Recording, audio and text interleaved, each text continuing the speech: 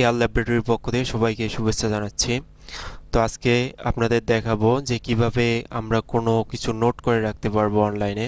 তো অনেক সময় আমাদের প্রয়োজন হয় যে কিছু নোট করে রাখার এবং সেখানে রিমাইন্ডার সেট করে রাখার প্রয়োজন হয়। তো সেক্ষেত্রে আমরা অনলাইনে যদি এই কাজটি করতে চাই, সেজন্য আমাদের গুগল ক্রোমে বা ফায়ারবক্স যে কোনো একটা ব্রাউজারে এসে আমাদের এখানে লিখতে হবে গুগল নোট, লিখে সার্চ দিতে হবে আমাদের। তো আমরা যদি গুগল নোট লিখে সার্চ দেই, তো সেক্ষেত্রে উপরেই এখানে দেখতে পাচ্ছি যে একটা সাইট চলে আসছে। তো সেখানে আমরা মূলত ক্লিক করব।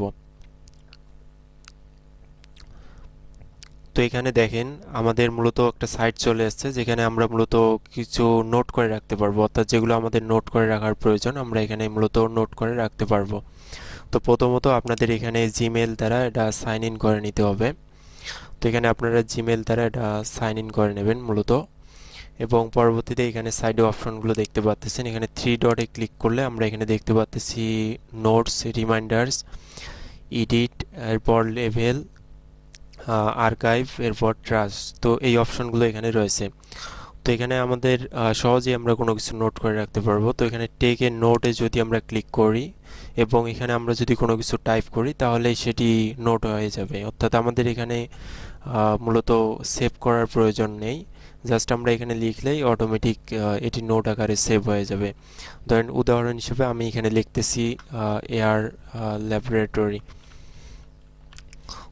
তো আমরা এটা লেখার পর এখানে যদি ব্যাকগ্রাউন্ড অপশন রয়েছে, তো ব্যাকগ্রাউন্ড অপশনে আমরা ক্লিক করলে এখান থেকে ব্যাকগ্রাউন্ড কালারটা এখানে দিতে পারবো, অর্থাৎ ব্যাকগ্রাউন্ড কালারটা কীরকম হবে। এবং আমরা যদি ব্যাকগ্রাউন্ড কালার যদি ইমেজ সহ যদি অ্যাড করতে চাই, তো সেক্ষেত্রে এখানে নিচে ক্লিক করলে দেখেন ব্যাকগ্রাউন্ড কালারগুলো কিন্তু ইমেজ সহ এখানে কিন্তু অ্যাড হয়ে যাচ্ছে, অর্থাৎ পিছনে একটা ব্যাকগ্রাউন্ড ইমেজ থাকতেছে এবং কালার থাকতেছে দুটাই।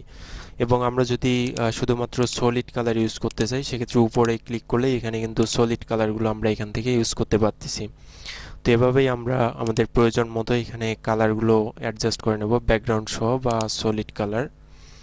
এবং এখানে আপাতত আমরা এখানে সলিড কালারই দিয়ে দিচ্ছি। এবং এখানে ধরেন কোলাবরেটর রয়েছে, অর্থাৎ এখানে অন্য একটা ইমেল অ্যাড করতে পারবেন, অর্থাৎ যাকে সেন্ড করতে যাচ্ছেন সেখানে মূলত আপনারা সেই ইমেলটা এখানে অ্যাড করতে পারবেন।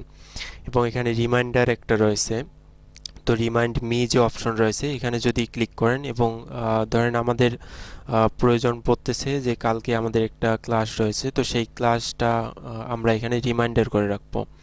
তো সেক্ষেত্রে আমরা যদি এখানে এখানে রিমাইন্ডার যদি সেট করে দেই, অর্থাৎ এখানে যদি পিক ডেট অ্যান্ড টাইমে এসে আমরা যদি ডেট এবং টাইমটা দিয়ে দেই, তো সেক্ষেত্রে আমাদের সেই টাইম এবং ডেট অনুযায়ী আমাদের একটা নোটিফিকেশন দেখাবে, যে অর্থাৎ রিমাইন্ড করে দেবে আমাদের মূলত। অর্থাৎ এভাবে আমরা একটা রিমাইন্ডার সেট করতে পারি। তো ধরেন আমরা এখানে দিলাম রিমাইন্ডার, ধরেন 13 অক্টোবর দেওয়া রয়েছে এবং 4:30 PM দেওয়া রয়েছে। এবং এখানে repeat daily, weekly, monthly, yearly এগুলো দেওয়া রয়েছে। তো এখানে ডেইলি দেওয়া হলে এখানে মূলত ডেইলি এখানে রিমাইন্ড করে দেবে যে প্রতিদিন জাস্ট 13 অক্টোবর থেকে শুরু হবে, প্রতিদিন 4:30-এ রিমাইন্ড করে দেবে। এরকম মূলত একটা অপশন এখানে সেট করা যায়। তো আমরা যদি অনলাইনে কানেক্ট থাকি এবং এই রিমাইন্ডার যদি সেট করে দিই, সেক্ষেত্রে আমাদের এই রিমাইন্ডারটি জাস্ট মনে করায় দেবে, অর্থাৎ আমাদের আর মূলত অ্যালার্ম সেট করতে হচ্ছে না, অর্থাৎ এটাই আমাদের মূলত অ্যালার্ম হিসেবে কাজ করবে। তো এরপর এখানে আমাদের সাইডে যদি আমরা ক্লিক করি তাহলে এটি মূলত সেভ হয়ে যাবে। এবং এখানে দেখতে পাচ্ছেন আর্কাইভ একটা অপশন রয়েছে। তো আর্কাইভে আমরা মূলত জিপ বা যে রার ফাইলগুলো রয়েছে সেগুলো আমরা এখানে অ্যাড করতে পারবো।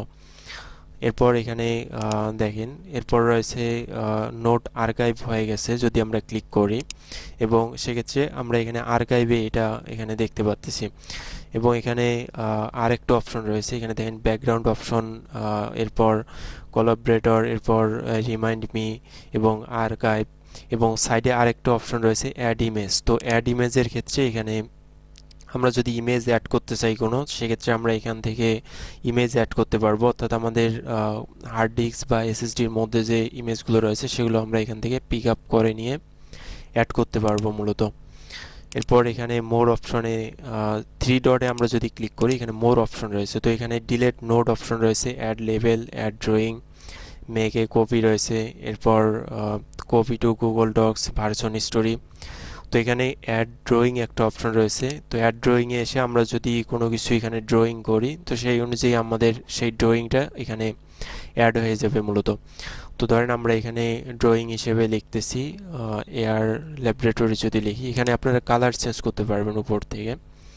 তো এখানে আমরা গ্রিন কালার দিয়ে দিলাম এবং এরপর যদি আমরা এখানে লিখি তো সেক্ষেত্রে সেই অনুযায়ী কিন্তু আমাদের এখানে লেখাগুলো কিন্তু টাইপ হয়ে যাবে।